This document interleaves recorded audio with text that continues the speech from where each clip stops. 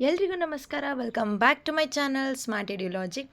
ಇವತ್ತಿನ ವಿಡಿಯೋದಲ್ಲಿ 7ನೇ ತರಗತಿಯ ಗಣಿತ ಪ್ರಕಾಶ ವಿಷಯದ 2ನೇ ಚಾಪ್ಟರ್ ಆಗಿರುವಂಥ ಅಂಕಗಣಿತದ ಉಕ್ತಿಗಳು ಈ ಪಾಠದ ಪೇಜ್ ನಂಬರ್ 40ರಿಂದ 44ರವರೆಗೆ ಇರುವಂತಹ ಎಲ್ಲ ಟಾಪಿಕ್ಸನ್ನು ಡೀಟೇಲಾಗಿ ಡಿಸ್ಕಸ್ ಮಾಡಿ, ಹಾಗೆ ಕೊನೆಗೆ ಬರುವಂತಹ ಒಂದು ಅಭ್ಯಾಸವನ್ನು ಅದರಲ್ಲಿರುವಂಥ ಪ್ರಶ್ನೆಗಳಿಗೆ ವಿವರಣಾತ್ಮಕ ಉತ್ತರವನ್ನು ಈ ಒಂದು ವಿಡಿಯೋದಲ್ಲಿ ನಾನು ನಿಮಗೆ ತಿಳಿಸ್ತಾ ಇದ್ದೀನಿ. ಹಾಗೆ ಹಿಂದಿನ ಪೇಜ್ನಲ್ಲಿ ಬಂದಿರುವಂಥ ಎಲ್ಲ ಪ್ರಾಬ್ಲಮ್ಸ್ನ ನನಗೆ ಆಲ್ರೆಡಿ ಡೀಟೇಲ್ಡ್ ಎಕ್ಸ್ಪ್ಲೇನ್ ಮಾಡಿ ಆನ್ಸರ್ಸ್ನೆಲ್ಲ ಅಪ್ಲೋಡ್ ಮಾಡಿದ್ದೀನಿ. ಪ್ಲೇಲಿಸ್ಟಲ್ಲಿ ಇರುತ್ತೆ, ಚೆಕ್ ಮಾಡಿ. ಸೊ ಇವತ್ತಿನ ಒಂದು ಟಾಪಿಕ್ ಏನಂದರೆ ಆವರಣಗಳನ್ನು ತೆಗೆಯುವುದು ಪಾರ್ಟ್ 2, ಅಂದರೆ ಅದರ ಭಾಗ 2. ಇಲ್ಲಿ ನೋಡೋಣ. ಉದಾಹರಣೆ 15. ಲ್ಯಾಮೋ ಮತ್ತು ನೋರ್ಬು ಒಂದು ಹೋಟೆಲ್ಗೆ ಹೋದರು. ಪ್ರತಿಯೊಬ್ಬರು ಒಂದು ತರಕಾರಿ ಕಟ್ಲೆಟ್ ಮತ್ತು ಒಂದು ರಸಗುಲ್ಲ ಆರ್ಡರ್ ಮಾಡಿದರು. ಒಂದು ತರಕಾರಿ ಕಟ್ಲೆಟ್ ಬೆಲೆ 43 ರೂಪಾಯಿ ಮತ್ತು ಒಂದು ರಸಗುಲ್ಲ ಬೆಲೆ 24 ರೂಪಾಯಿ. ಅವರು ಪಾವತಿಸಬೇಕಾದ ಮೊತ್ತಕ್ಕೆ ಒಂದು ಉಕ್ತಿ ಬರೀರಿ. ಸೊ ಇಬ್ಬರು ಹೋಗಿದ್ರಲ್ಲ ಹೋಟೆಲಿಗೆ, ಅವರು 2 ಐಟಮ್ಸ್ನ ತೊಗೊಂಡ್ರು, ಒಂದು ರಸಗುಲ್ಲ ಹಾಗೂ ಒಂದು ತರಕಾರಿ ಕಟ್ಲೆಟ್.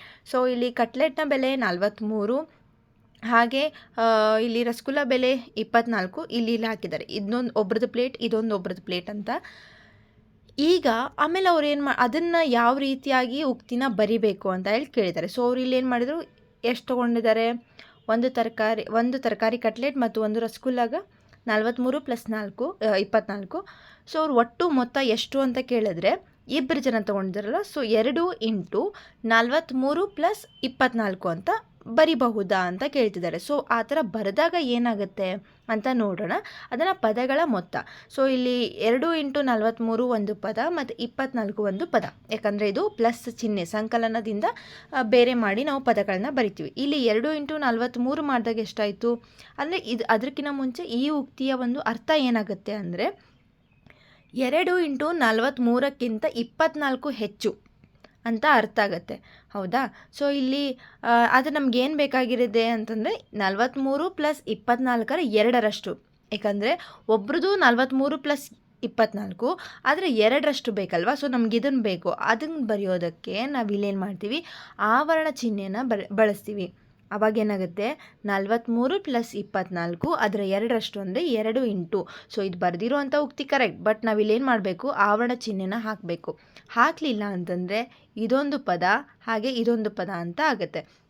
ಆವಾಗ 43 × 2 ಎಷ್ಟಾಗುತ್ತೆ, 86. ಅದಕ್ಕೆ 24 ಕೂಡಿಸಿದ್ರೆ ಸೊ ಅದು ಬೇರೆ ಆನ್ಸರೇ ಬರುತ್ತೆ.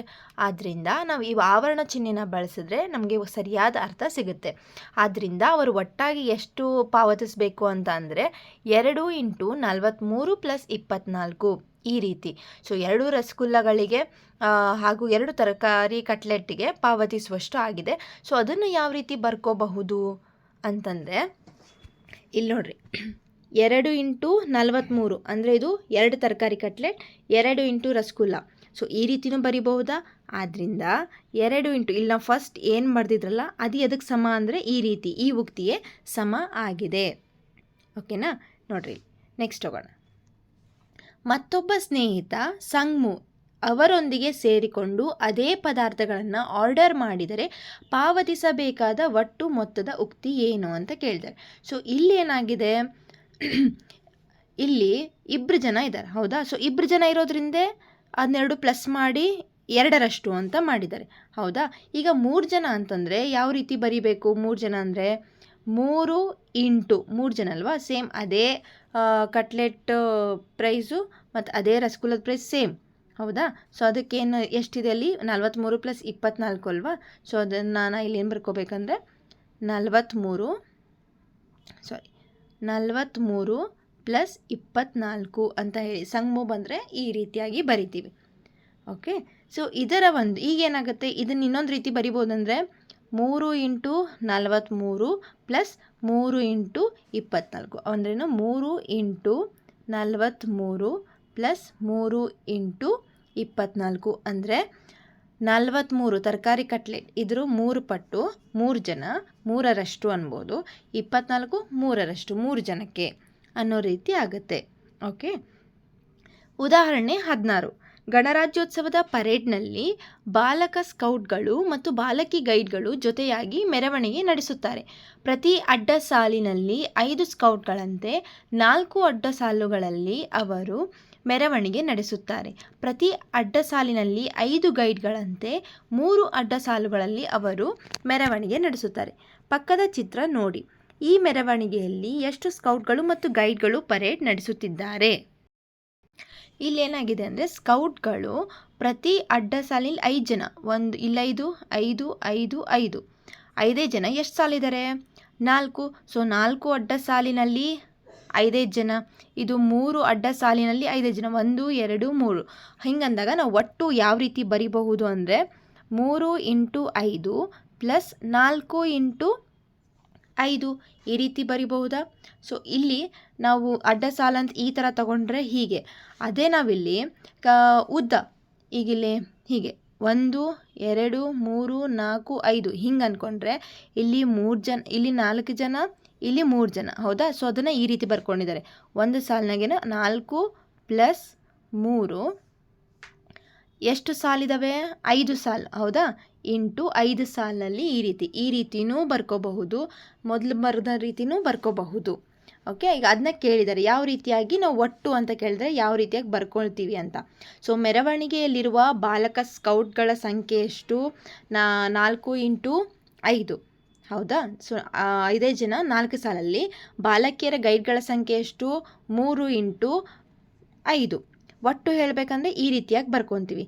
ಇದನ್ನು ನಾವು ಒಟ್ಟು ಅಡ್ಡಲ ಸಾಲುಗಳ ಸಂಖ್ಯೆ ಏನು ಅಂದರೆ 4 + 3 ಹಿಂಗೆ ಉದ್ದುದ್ದು ನಿಂತ್ಕೊಂಡಿದ್ರಲ್ಲ.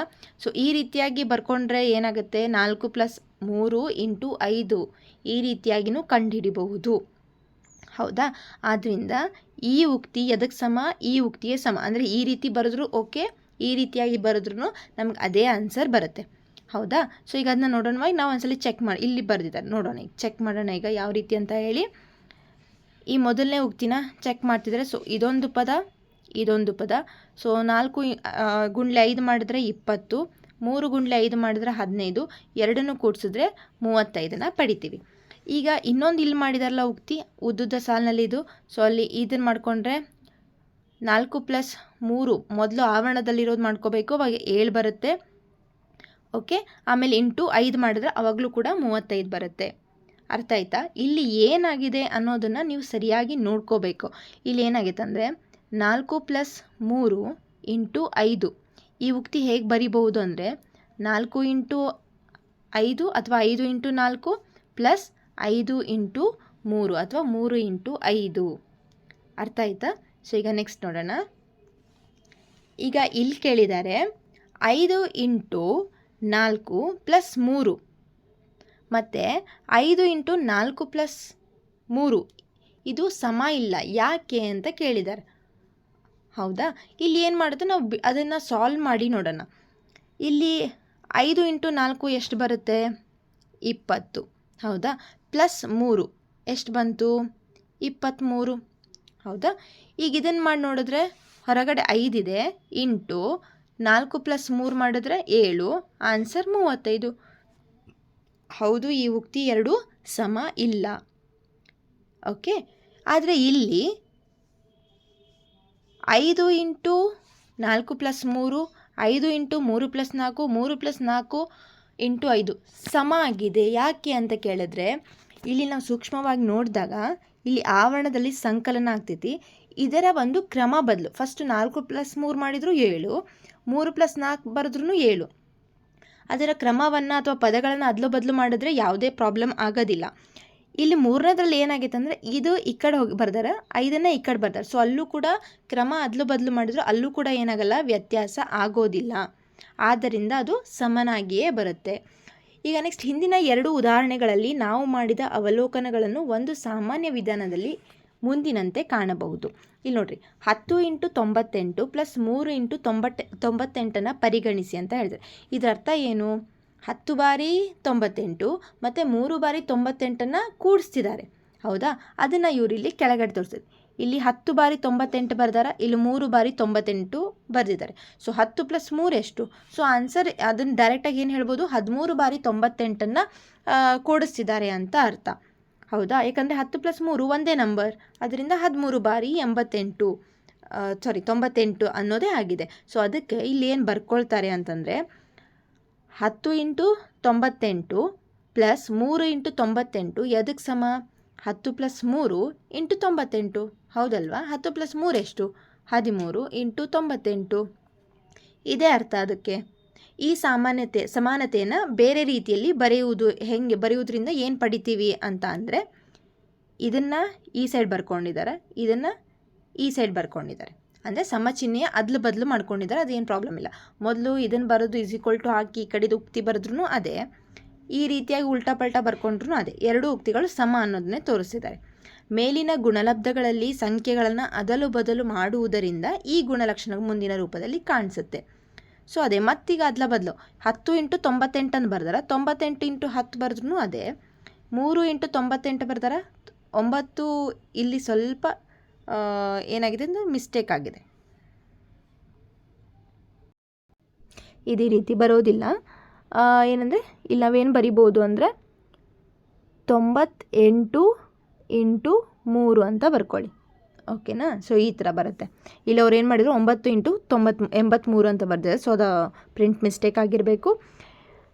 ಇಲ್ಲೇನು ಮಾಡಿದ್ದಾರೆ ಅಂತಂದರೆ ಈ ಒಂದು ಉಕ್ತಿ ಇಲ್ಲೇನಿದೆ ಅಲ್ಲ, ಈ ಒಂದು ಉಕ್ತಿಯನ್ನು 98 × 10 ಇರೋದು 10 × 98 ಫಸ್ಟ್ 10 ಬರ್ಕೊಂಡಿದ್ದಾರೆ, ಇಲ್ಲಿ 98 ಬರ್ತಾರೆ, ಕೆಳಗಡೆ 98 ಬರೆದು ಆಮೇಲೆ 10 ಬರೆದಿದ್ದಾರೆ. ಇಲ್ಲಿ 3 × 98 ಅದನ್ನೇ ಉಲ್ಟಾ ಮಾಡ್ಕೊಂಡು ಬರೆದಿದ್ದಾರೆ. ಓಕೆ, ಆಮೇಲೆ ಇಲ್ಲಿ 10 + 3 × 98, ಇಲ್ಲಿ 98 × 10 + 3 ಉಲ್ಟಾ ಪಲ್ಟಾ ಯಾವುದೇ ರೀತಿ ಬರ್ಕೊಳ್ಳೋದು ಸರಿ ಇರಬೇಕು, ಆದರೆ ಕ್ರಮ ಅದಲು ಬದಲು ಅದು ನಡೆಯುತ್ತೆ. ಓಕೆನಾ?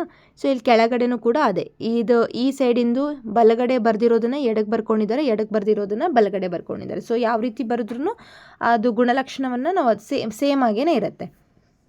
ಇದೇ ರೀತಿ ಉಕ್ತಿ 14 × 10 - 6 × 10 ಪರಿಗಣಿಸೋಣ. ಇದರರ್ಥ 14 ಬಾರಿ 10ರಾಗ 6 ಬಾರಿ 10 ಕಳೆಯೋದು ಅಷ್ಟೇ. ನೆಕ್ಸ್ಟ್ ನೋಡೋಣ. ಈಗ ಇಲ್ಲಿ 14 ಬಾರಿ 10 ಬರ್ಕೊಂಡಿದ್ದಾರೆ. ಓಕೆ, ಸೊ ಇಲ್ಲಿ 14 ಬಾರಿ 10 ಬರ್ಕೊಂಡು ಅದರೊಳಗೆ 6 ಬಾರಿ 10 ಕಳೆದಿದ್ದಾರೆ. ಹಾಗಾದ್ರೆ ಎಷ್ಟು 10 ಉಳಿತಿಲ್ಲಿ? 8 ಬಾರಿ 10 ಆಯಿತು. ಹೌದಾ? ಸೊ ಇದನ್ನು ನಾವು ಯಾವ ರೀತಿ ಬರ್ಕೋಬೋದು? ಇಲ್ಲಿ 14 ಬಾರಿ 10 - 6 ಬಾರಿ 10ನ 14 - 6 × 10 ಅಂತ ಮಾಡ್ಕೋಬೋದಾ? ಕರೆಕ್ಟ್ ತಾನೆ? 14ರಲ್ಲಿ 6 ಕಳೆದ್ರೆ 8 ಬಾರಿ 10, 8 ಬಾರಿ 10 ಅಂದಂಗೆ ಆನ್ಸರ್ ಆಯ್ತಲ್ವಾ? ಈ ರೀತಿಯೂ ಆಗುತ್ತೆ. ಅಥವಾ ಬಲಗಡೆ ಬರೆದಿದ್ದನ್ನು ಎಡಕ್ಕೆ ಬರ್ಕೊಂಡಿದ್ರೆ ಎಡಕ್ಕಿರೋದು ಬಲಕ್ಕೆ ಮಾಡ್ಕೊಂಡು, ಅಂದರೆ ಯಾವ ರೀತಿ ಆದರೂ ಬರ್ಕೊಂಡ್ರು ನಡೆಯುತ್ತೆ ಅಂತ ತೋರಿಸಿದ್ದಾರೆ. ಆಮೇಲೆ ಇದರಲ್ಲಿ ಫಸ್ಟ್ 14 ಬರಿಬೇಕು, ಆಮೇಲೆ 10 ಬರಿಬೇಕು ಅಂತೇನಿಲ್ಲ. ಅದನ್ನ ಅದಲು ಬದಲು ಮಾಡಿಕೊಂಡ್ರು ಅದೇ. ಯಾಕಂದರೆ 14 × 10 ಮಾಡಿದ್ರು 140, 10 × 14 ಮಾಡಿದ್ರು 140. ಈ ಗುಣಲಕ್ಷಣವನ್ನು ಮುಂದಿನಂತೆ ವಿವರಿಸಬಹುದು. ಯಾವ ರೀತಿ ವಿವರಿಸಬಹುದು ಅಂದರೆ, ಓಕೆ, ಒಂದು ಮೊತ್ತ ಅಥವಾ ವ್ಯತ್ಯಾಸದ ಗುಣಕವು ಗುಣಕಗಳ ಮೊತ್ತಕ್ಕೆ ಸಮವಾಗಿರುತ್ತದೆ. ಇಲ್ಲಿ ನೋಡ್ರಿ, ಇಲ್ಲಿ ಮೊತ್ತ ಅಂದರೆ ಅಥವಾ ಗುಣ ಮೈನಸ್, ಇಲ್ಲಿ ಮೈನಸ್ ತೊಗೊಳ್ಳೋಣ, ಇಲ್ಲಿರೋದು ವ್ಯತ್ಯಾಸ. ಇದರ ಗುಣಕ ಯಾವುದಿಲ್ಲಿ? 10. ಒಂದು ಮೊತ್ತ ಅಥವಾ ವ್ಯತ್ಯಾಸದ ಗುಣಕ 10 ಎದಕ್ಕೆ ಸಮ ಆಗಿರುತ್ತೆ ಅಂದರೆ ಆ ಗುಣಕಗಳ ವ್ಯತ್ಯಾಸ ಅಥವಾ ಮೊತ್ತ. ಇದನ್ನು ಈಸಿಯಾಗಿ ಹೇಳಬೇಕು ಅಂದರೆ ಯಾವ ರೀತಿ ಬರ್ಕೊಳ್ಬಹುದು ಅಂತಂದರೆ, ಈ ರೀತಿ ಕೊಟ್ಟಾಗ 10 × 14 ಮೈನಸ್ ಚಿಹ್ನೆದಲ್ಲ, ಮೈನಸ್ ಆಗತ್ತೆ ಮೈನಸ್ ಬರ್ಕೊಂಡು 10 × 16 ಆವರಣದ ಹೊರಗಡೆ ಇರುತ್ತಲ್ಲ ಯಾವ ನಂಬರ್, ಅದು ಆವರಣದ ಒಳಗಿರುವಂಥ ಸಂಖ್ಯೆಗಳ ಜೊತೆ ಗುಣಾಕಾರ ಆಗ್ತಿರುತ್ತೆ. ಓಕೆ, ಸೊ ಈಗ 2 × 3 + 5 ಅಂದರೆ ಇದನ್ನು ಯಾವ ರೀತಿ ಬರ್ಕೋಬೋದು? 2 × 3 ಪ್ಲಸ್ ಆಗ್ತಿದೆ ಅಂದರೆ ಪ್ಲಸ್ 2 × 5 ಈ ರೀತಿಯಾಗಿ ಬರ್ಕೋಬೋದು. ಅಂದರೆ 2 ಬಾರಿ 3, 2 ಬಾರಿ 5 12 ಪ್ಲಸ್ ಆಗ್ತಿದ್ದಾವು ಅಂತ ಅರ್ಥ. ಓಕೆ, ಸೊ ಈಗ ಪದಗಳೊಂದಿಗೆ ಪ್ರಯೋಗ 2, ಟಿಂಕರ್ ದ ಟರ್ಮ್ಸ್ 2 ಅಂತ ಕೇಳಿದರೆ ಇಲ್ಲಿ ನೋಡೋಣ. ನಾವು ಗುಣಲಬ್ಧದಲ್ಲಿ ಇರುವ ಸಂಖ್ಯೆಗಳನ್ನು ಬದಲಿಸಿದಾಗ ಏನಾಗುತ್ತದೆ ಅಂತ ಕೇಳಿದ್ದಾರೆ. ಸೊ ಅದಕ್ಕಿಂತ ಮೊದಲು ಇಲ್ಲಿ ನೋಡೋಣ. ಇಲ್ಲಿ ಉದಾಹರಣೆ 17ನೇದ್ದು 53 × 18 = 954 ಅಂತ ಕೊಟ್ಟಿದ್ದಾರೆ. ಅದನ್ನು ನಾವು ಈಗ ಕಂಡು ಹಿಡಿಬೇಕಾಗಿರೋದು 63 × 18 ಕಂಡು ಹಿಡೀರಿ ಅಂತ ಕೇಳ್ತಿದ್ದಾರೆ.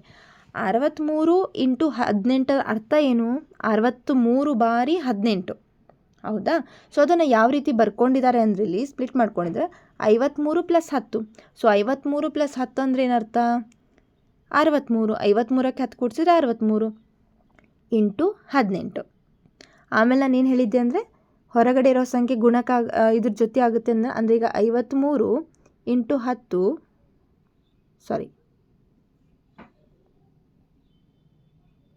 Plus 10 into 18. ಈಗ 18 ಇದ್ರ ಜೊತೆ ಗುಣಾಕಾರನೂ ಆಗಬೇಕು, ಇದ್ರ ಜೊತೆನೂ ಗುಣಾಕಾರ ಆಗಬೇಕು. ಆವಾಗ 53 ಇಂಟು 18 ಪ್ಲಸ್ 10 ಇಂಟು 18. ಆವಾಗ ಆನ್ಸರ್ ಇದನ್ನು ಯಾಕೆ ಈ ರೀತಿ 53 ತೊಗೊಂಡ್ರಂದೆ ಅವ್ರು ನಮಗಿಲ್ಲಿ ಒಂದು ಕ್ಲೂ ಕೊಟ್ಟಿದ್ದಾರೆ, ನಮಗಿಲ್ಲಿ ಹಿಂಟ್. 53 ಇಂಟು 18 ಅಂದರೆ ಎಷ್ಟು? 954. ಸೊ ಡೈರೆಕ್ಟಾಗಿ ಬರ್ಕೊತೀನಿ, ಮತ್ತೆ ಲೆಕ್ಕ ಮಾಡೋ ಅವಶ್ಯಕತೆ ಇಲ್ಲ. 10 ಇಂಟು 18 ಅಂದ್ರೇನು? 180. ಸೊ ಅವನ್ನೆರಡು ಕೂಡಿಸಿದಾಗ ನಮಗೆ 1134 ಅಂತ ಬಂತು. ಈಗ ಇನ್ನೊಂದು ಎಕ್ಸಾಂಪಲ್ ನೋಡೋಣ. 97 ಇಂಟು 25ರ ಬೆಲೆಯನ್ನು ಪರಿಣಾಮಕಾರಿಯಾಗಿ ಪಡೆಯುವ ಒಂದು ವಿಧಾನವನ್ನು ಕಂಡುಹಿಡಿಯಿರಿ. ಸೊ 97 ಇಂಟು 25 ಅಂದ್ರೇನು? 97 ಬಾರಿ 25 ಅಂತ ಅರ್ಥ. ನಾವು 97ಅನ್ನು 100 ಮೈನಸ್ 3 ಅಂತ ಬರೀಬಹುದಾ? 100 ಮೈನಸ್ 3 ಅಂದರೆ ಎಷ್ಟು? 97 ಇಂಟು 25. ಓಕೆ, ಆವಾಗ 97 ಮೈನಸ್ 3 ಅಂದ್ರೂ 100 ಮೈನಸ್ 3 ಅಂದ್ರೂ 97 ಇಂಟು 25. ನಾವು ಡೈರೆಕ್ಟಾಗಿ ಈ ರೀತಿ ಬರ್ಕೊಳ್ಳೋ ಬದಲು ಈ ರೀತಿಯಾಗಿ ಬರ್ಕೊಳ್ಳೋದು. ಈಗ ಇದೆರಡೂ ನಾವು ನೋಡಿದಾಗ 97 ಇಂಟು 25. ಈಗ ನಾನು ಏನು ಬರ್ಕೊಳ್ತಾ ಇದ್ದೀನಿ ಅಂದರೆ 97ಅನ್ನು 100 ಮೈನಸ್ 3 ಹೌದಾ ಇಂಟು 25. ಯಾಕೆ ಈ ರೀತಿ ಬರ್ಕೊಳ್ತೀನಿ ಅಂತಲೂ ಹೇಳ್ತೀನಿ. ಈಗ ಫಸ್ಟ್ ಏನು ಮಾಡ್ತೀನಿ, 25 100 ಜೊತೆ ಗುಣಾಕಾರ ಮಾಡಬೇಕು. 25 ಇಂಟು 100 ಹೀಗಾದರೂ ಬರ್ಕೋಬೋದು, ಅಥವಾ 100 ಇಂಟು 25 ಅಂತನಾದರೂ ಬರ್ಕೋಬೋದು. ಏನಾಗ್ತಿದೆ ಇದು? ಮೈನಸ್. ಸೊ ಇಲ್ಲಿ ಮೈನಸ್ ಬರ್ಕೊತೀನಿ.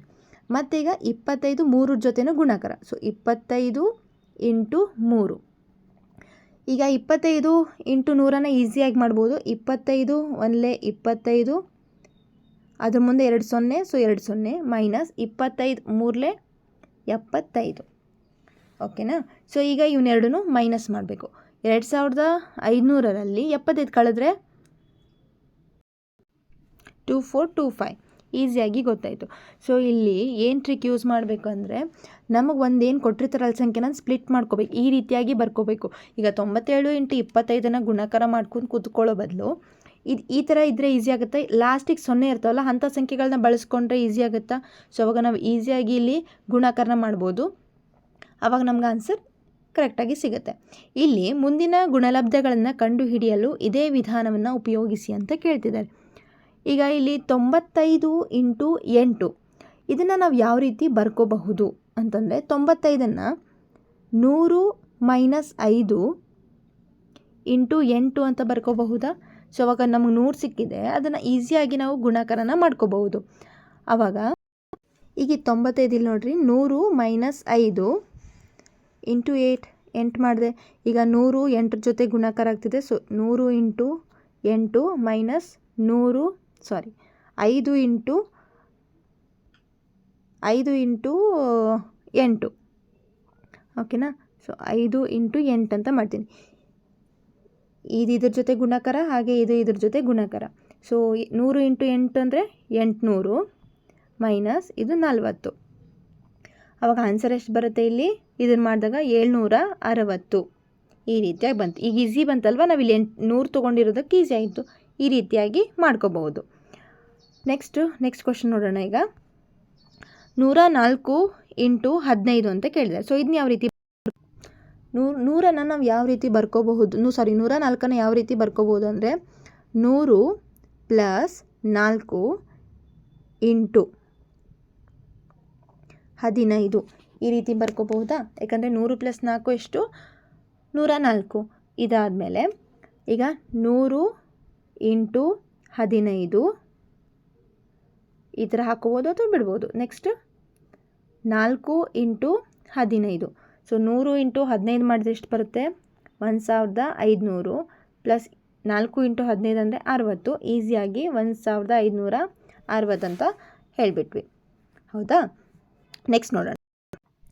49 ಇಂಟು 50. ಸೊ ಈ 49 ಇಂಟು 50ನ ಯಾವ ರೀತಿ ಬರೀಬಹುದು? 49 ಇದೆ.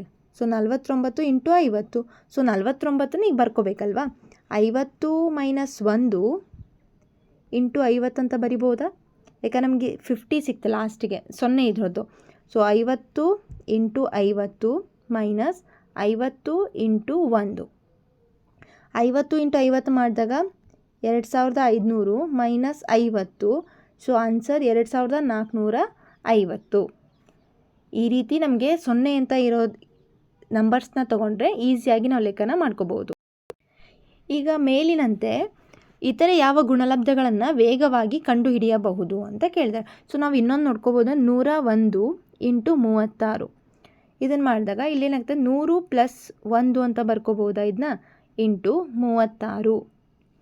ಆವಾಗ 100 into 36 plus 36 into 1. ಇದನ್ನೆರಡು ಗುಣಿಸಿದ್ರೆ 3600 plus 36 into 1 ಅಂದರೆ 36. ಸೊ ಆನ್ಸರ್ ಎಷ್ಟು ಬರುತ್ತೆ ಅಂದರೆ 3636 ಅಂತ ಬರುತ್ತೆ.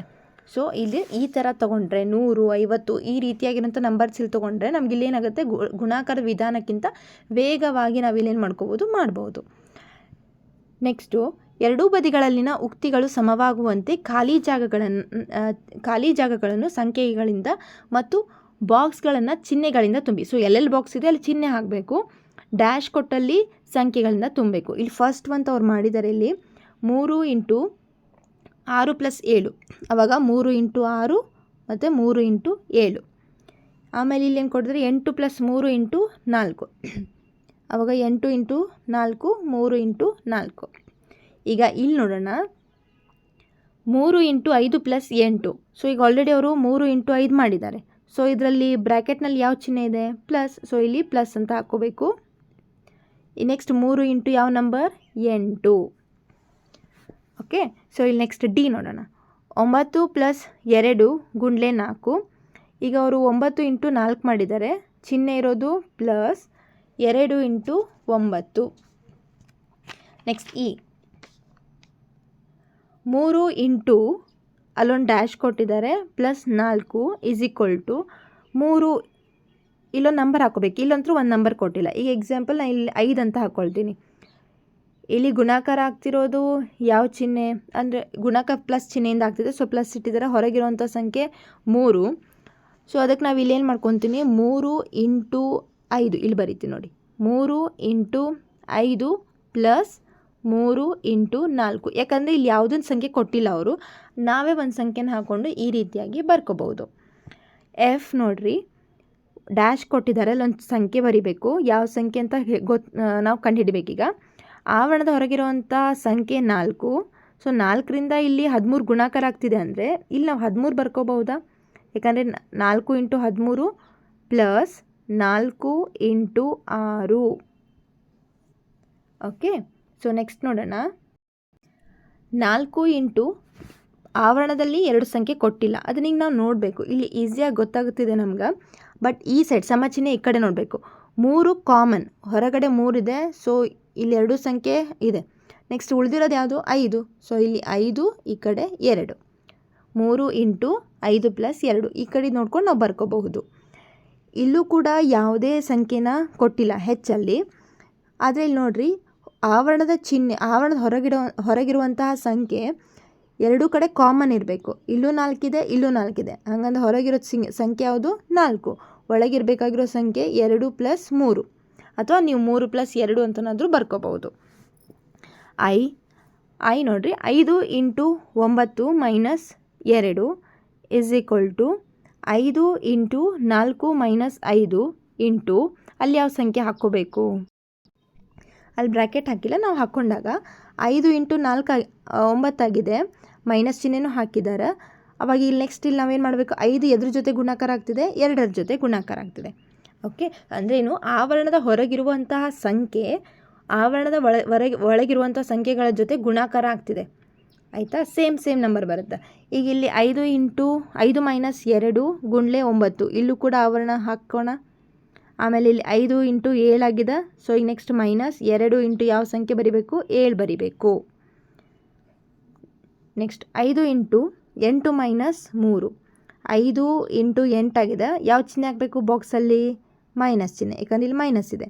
Next 5 into 3, 8 minus 3 ಗುಂಡ್ಲೆ 7. 8 ಇಂಟು 7 ಆಗಿದೆ. ಸೊ ಇಲ್ಲಿ ಮೈನಸ್ ಹಾಕಿದ್ರೆ ಮುಗೀತು, ಯಾಕಂದ್ರೆ ನೆಕ್ಸ್ಟ್ ಇರೋದು 3 ಇಂಟು 7. ಎಮ್ ನೋಡಿರಿ 5 ಗುಂಡ್ಲೆ 12 ಮೈನಸ್ ಅಲ್ಲಿ ಯಾವ ಚಿಹ್ನೆ ಆಗಬೇಕು? ಇಲ್ಲಿ ಈ ಕಡೆ ಬಾಕ್ಸ್ನಲ್ಲಂತೂ ಮೈನಸ್ ಚಿಹ್ನೆ. ಒಂದು ಈ ಕಡೆದೇನಾಗಿದೆ 5 ಇಂಟು 12 ಅಂತ ಬರಿತೀರಿ. ಇಲ್ಲಿ 5 ಇಂಟು 12 ಇಲ್ಲಿ ಸೈಡಿಗೆ ಬರುತ್ತೆ, ತೋರಿಸ್ತೀನಿ. ಇಲ್ಲಿ ಈ ಥರ ಇದೆ ಕೊಟ್ಟಿದ್ದಾರೆ ಅವರು ಉಕ್ತಿಯನ್ನು. 5 ಇಂಟು 12 ಮೈನಸ್ ಈ ಸಂಖ್ಯೆನ ನಾವು ತುಂಬಬೇಕಾಗಿರೋದು. ಇಲ್ಲಿ ಬಾಕ್ಸಲ್ಲಿ ಅಂತೂ ಮೈನಸ್ ಚಿಹ್ನೆನ ಹಾಕ್ತೀರಾ. ಸೊ ಇಲ್ಲಿ ಒಂದಕ್ಕೆ ನಾವು 5 ಇಂಟು 12 ಅಂತ ಹಾಕ್ತೀವಿ, ಯಾಕಂದರೆ ಈ ಸಂಖ್ಯೆ ಗುಣಾಕಾರ ಆಗ್ತಿದೆ, ಮೈನಸ್ ಚಿಹ್ನೆ. ಇಲ್ಲಿ ನಾವು 3 ಅಂತ ಹಾಕ್ಕೊಂಡ್ರೆ ಇಲ್ಲಿ 5 ಇಂಟು 3 ಅಂತಲೂ ಹಾಕ್ಬೋದು. ಓಕೆ, ಸೊ ಇಲ್ಲಿ ನಿಮ್ಗೆ ಯಾವ ನಂಬರ್ ಬೇಕೋ ಆ ನಂಬರ್ ಹಾಕ್ಕೊಳ್ಳಿ. ನೆಕ್ಸ್ಟು 15 ಮೈನಸ್ ಡ್ಯಾಶ್ ಗುಂಡ್ಲೆ 7. ಎನ್ನಲ್ಲಿ 15 minus dash into 7 is equal to ಇಲ್ಲಿ ಬಾಕ್ಸಲ್ಲಿ ಅಂತೂ ಚಿಹ್ನೆ ಮೈನಸ್ ಆಯಿತು. ಸೊ 7 ಹೊರಗಡೆ ಇರೋದ್ರಿಂದ 7 ಎರಡು ಕಡೆನೂ ಗುಣಾಕಾರ ಆಗುತ್ತೆ. ಸೊ ಈ ಕಡೆ ಯಾವ ಸಂಖ್ಯೆ ಹಾಕೋಬೇಕು? 6 ಸಂಖ್ಯೆ ಹಾಕೋಬೇಕು, ಹೌದಾ? ಯಾಕಂದ್ರೆ 1 ನಂಬರ್ ಇದೆ, ಇನ್ನೊಂದು ನಂಬರ್ ಇಲ್ಲಿ ಆಲ್ರೆಡಿ 7 ಜೊತೆ ಗುಣಾಕಾರ ಆಗ್ತಿದೆ. ಸೊ ಈ ಡ್ಯಾಶಲ್ಲಿ ಏನು ಹಾಕಬೇಕು? 15 ಇಂಟು 7. 15 into 7 minus 6 into 7. ಹೊರಗಡೆ ಆವರಣದ ಹೊರಗಡೆ 7, ಯಾಕಂದರೆ ಎರಡೂ ಕಡೆ ಕಾಮನ್ 7 ಇದೆ. ಸೊ ಒಳಗಡೆ ಇರುವಂಥ ಸಂಖ್ಯೆ ಯಾವುದು? 15 ಮೈನಸ್ 6. ನೆಕ್ಸ್ಟು ಓ ನೋಡ್ರಿ, ಎರಡೂ ಕಡೆ ಡ್ಯಾಶ್ ಇದೆ. ಹೇಗೆ ಕಂಡುಹಿಡಿಬೇಕು? ಇಲ್ಲಿ ನೋಡಿರಿ, ಈ ಸಮಚಿಹ್ನೆ ಈ ಸೈಡ್ ಏನಾಗಿತ್ತಂದ್ರೆ 5 ಕಾಮನ್ ಇದೆ, ಅದು ಆವರಣದ ಹೊರಗಡೆ ಇದೆ ನಂಬರ್, ಮೈನಸ್ ಚಿಹ್ನೆ ಅದು ಇದೆ. ಉಳಿದಿರೋ ನಂಬರ್ ಯಾವುದು? 9 ಮತ್ತು 4, ಅದನ್ನು ಹಾಕಬೇಕು. ನೆಕ್ಸ್ಟ್ ಇಲ್ಲೂ ಕೂಡ ಲಾಸ್ಟ್ ನೋಡಿ, ಇಲ್ಲಿ 7 ಕಾಮನ್. ಸೊ ಆವರಣದ ಹೊರಗಿರೋ ನಂಬರ್ ಕಾಮನ್ ಆಗಿ ಬಂದಿರುತ್ತೆ. Next 17 minus 9. ಸೊ ಈ ರೀತಿಯಾಗಿ ಬರ್ಕೋಬೇಕು. ಸೊ ಇದು ಸಿಂಪಲ್. ಏನಂತಂದರೆ ಆವರಣದ ಹೊರಗಿರುವಂಥ ಸಂಖ್ಯೆ ಒಳಗಿರುವಂಥ ಸಂಖ್ಯೆಗಳ ಜೊತೆ ಗುಣಾಕಾರ ಆಗುತ್ತೆ, ಇಷ್ಟೇ. ಇಲ್ಲಿ 5 ಇಂಟು 10 ಮಾಡ್ಕೊತೀವಿ. ನೆಕ್ಸ್ಟು ಈ ಚಿಹ್ನೆ ಪ್ಲಸ್ ಇದ್ದರೆ ಪ್ಲಸ್ಸು, ಮೈನಸ್ ಇದ್ದರೆ ಮೈನಸ್, ಮತ್ತು 5 ಇಂಟು 4 ಈ ರೀತಿಯಾಗಿ 3 ಈ ರೀತಿಯಾಗಿ ಬರ್ಕೊತೀವಿ. ಇಲ್ಲಿ ಆವರಣ ಹೊರಗಿರೋ ಸಂಖ್ಯೆ ಕಾಮನ್ ಆಗಿ ಬರುತ್ತೆ. 5 ಪಟ್ಟು 10, 5 ಪಟ್ಟು 3 ಅಂತ ಅರ್ಥ. ಸೊ ಈ ರೀತಿಯಾಗಿರೋ ಉಕ್ತಿಯನ್ನು ಈ ರೀತಿಯಾಗಿಯೂ ಬರ್ಕೋಬಹುದು. ಇಲ್ಲಿರುವಂಥ ಎಲ್ಲ ಲೆಕ್ಕಗಳು ಇದೇ ಒಂದು ರೂಲ್ ಮೇಲೇ ಫಾಲೋ ಆಗ್ತಿರೋದು. ಓಕೆನಾ? ಸೊ ಈಗ ನೆಕ್ಸ್ಟ್ ಒಂದು ಕ್ವಶನ್ಸ್ಗಳನ್ನು ನೆಕ್ಸ್ಟ್ ವಿಡಿಯೋದಲ್ಲಿ ನಾನು ಸಾಲ್ವ್ ಮಾಡಿ ಹಾಕ್ತೀನಿ. ಸೊ ಈ ವಿಡಿಯೋ ನಿಮ್ಗೆ ಇಷ್ಟ ಆಗಿದ್ರೆ ಪ್ಲೀಸ್ ಲೈಕ್ ಮಾಡಿ, ಶೇರ್ ಮಾಡಿ, ಹಾಗೆ ಸಬ್ಸ್ಕ್ರೈಬ್ ಮಾಡೋದನ್ನು ಮರಿಬೇಡಿ. ಪ್ಲೀಸ್ ಸಬ್ಸ್ಕ್ರೈಬ್ ಮಾಡಿ, ಸಪೋರ್ಟ್ ಮಾಡಿ. Thank you so much for watching.